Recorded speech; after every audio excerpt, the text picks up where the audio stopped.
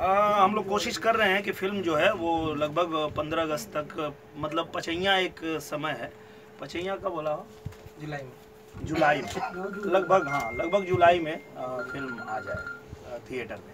अगर दिनेश जी की real life की बात की जाए तो कॉलेज या स्कूल के ऐसे कोई टाइम पे किसी ने आपको आई लव यू बोला जो आप आज भी याद करते हो? क्यों उनका जीवन खराब करना चाहते हैं? नाम नहीं बताऊंगा, पर हाँ मैं एक बार छोटा था, क्लास 10 में जब पढ़ता था, तो मेरे स्कूल के जो कपड़े मेरे होते थे हम लोग खुद ही धोते थे, क्योंकि मम्मी गांव में रहती थी।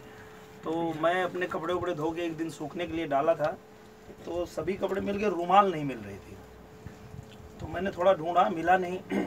दूसरे दिन मेरे ही मोहल्ले की एक लड़की बोली, तुम्हारा रुमाल खो गया है क्या? हम बोले हाँ। तो बोली आई लव यू कहो तो दे देंगे तुमको। तो ऐसा बार हुआ था।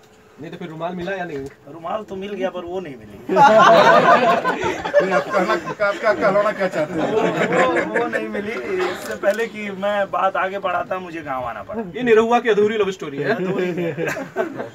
काजल जी, यही सवाल शायद आप